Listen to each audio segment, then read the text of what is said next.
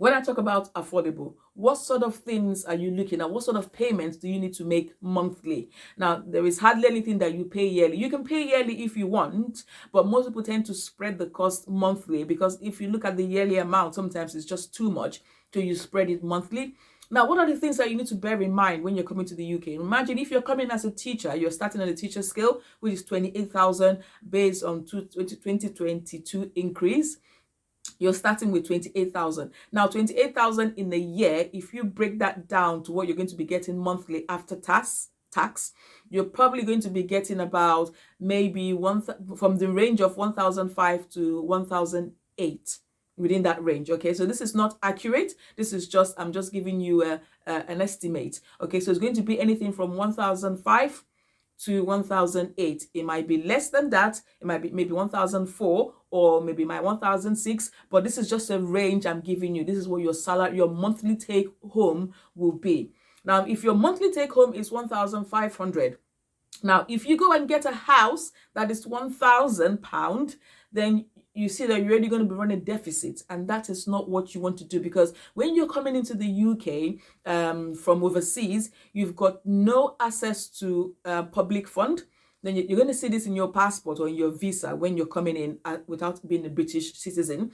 They might say no access to public funds. So what that means is you're not going to get help from the government, maybe for your rent, from some bills and all of that. You're not going to get that. And also they do pay for childcare. Now, of course, children who are born here, they have the child benefits and all of that. You're not entitled to any of this. Now, don't quote me. I've heard somebody said they were entitled. I don't know. But for me and from my own experience, you're not entitled to any of this help from the UK government if you're coming in as an overseas person and you're not a British citizen. So back to the thing. You have 1,500 as your take home. Now you have to pay your rent. So I'm just going to give you a list of breakdown. Now you need a pen and a paper, okay? Because this is going to help you in future to calculate. Everything in the UK here is calculation. It is absolute calculation. And this is one thing where back home in Africa, this is one of the luxuries that we have, that, okay, you might not be earning that high, but the cost of living and the things that you need to pay is not that much. But in the UK, there is a whole lot. So I'm just going to break this down for you. Get a pen and paper because you need to write this. It's going to help you as you come in, as you plan your life in the UK as a teacher with your teaching salary. So you're going to pay car insurance. Okay, so if you come and you get a car, for you to drive your car, you need to have car insurance, and this insurance will leave your account monthly. So your insurance might depend on the kind of car you buy. If you go for a second-hand car that is so many years old, then your insurance will be higher. Okay, if you go for a newer car, your insurance might be lower. Now, this is one thing to check when you're trying to get a car. Check the insurance to see how much insurance will cost before you buy the car. So you're going to pay monthly insurance, then you're going to pay monthly car tax because your car will be taxed. Okay, then of course you have to fuel your car monthly. So that is for the car. Then you have to pay your rent.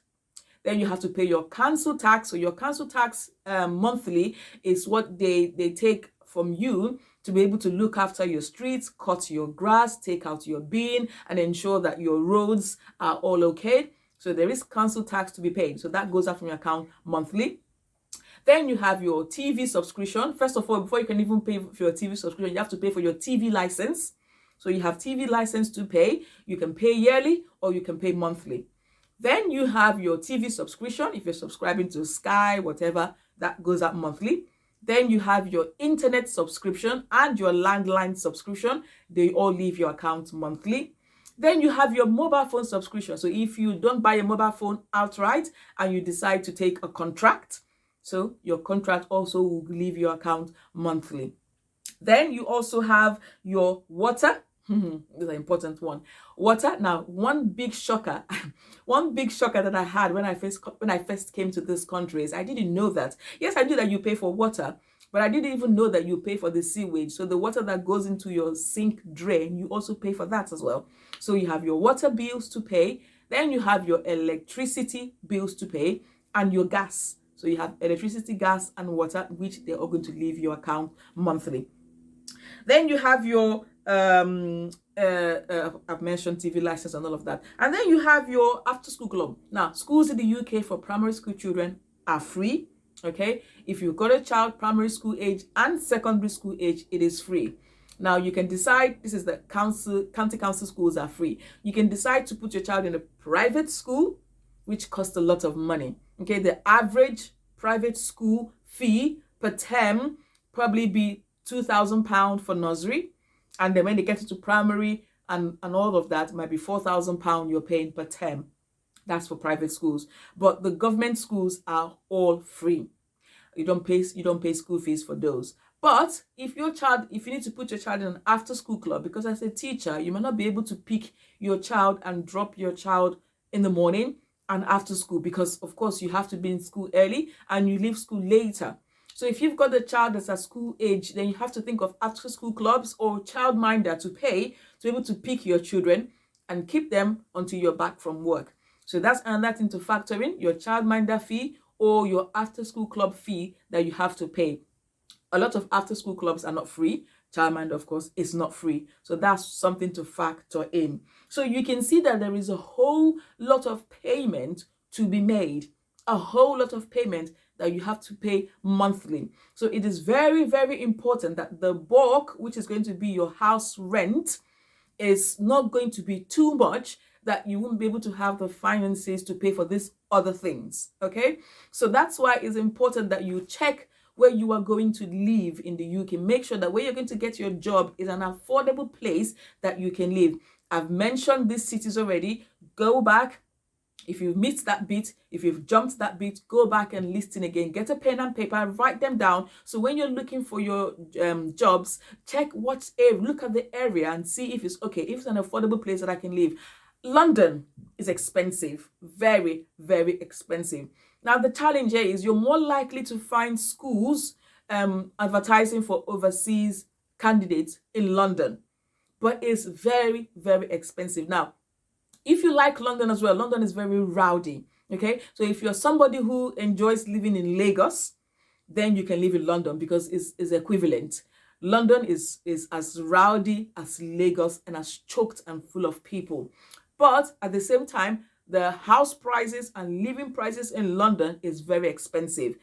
Having said that, you're likely to get more jobs in London than anywhere else. So these are all of the things that you need to weigh when you are applying for your jobs to come to the UK as a teacher. Look at your salary. Look at the starting salary, starting skill that you're going to be having. Now, this is if you have QTS. Don't forget, the £28,000 is the starting salary if you have QTS. So if you don't have QTS, you might even be earning lower than that, maybe 21, 22,000, which your take-home pay might be 1,100 or 1,200 after tax. So if you are coming alone as a single mom, or even with your partner, these are things that you need to bear in mind and check through that you're living in a place where you can afford. Now, I had a friend who came in here to do his master's and went back home to Nigeria and got his family, that they were living down south where I am. And with the 4 children, he had to get a 2-bedroom house, which was a squeeze. And they were paying about 1,300 a month for rent. Okay, which is 4 children and his wife. They were paying 1,300 for rent. Now, they moved to Birmingham because they just couldn't keep up with the expenses in down south. So they moved to Birmingham. And he told me, guess how much I'm paying for a 2-bedroom house in Birmingham? I was like, how much? £400 rent. So you can see the difference, 1,300 and £400. Now, again, as I've already said before, look and look. So just don't think, okay, anywhere in the UK is fine. I can apply and live anywhere else. Just be careful, okay? Be careful. If you're coming with a partner, it might be doable to live down south. If you're coming with a partner, then you have two people earning, which can reduce a bit of burden and can help. But I mean, I didn't even factor in if you have family back home in Africa, then you have to send them money monthly. So that's another thing to factor in. So you can imagine all the things that you need to pay that will leave your account every single month.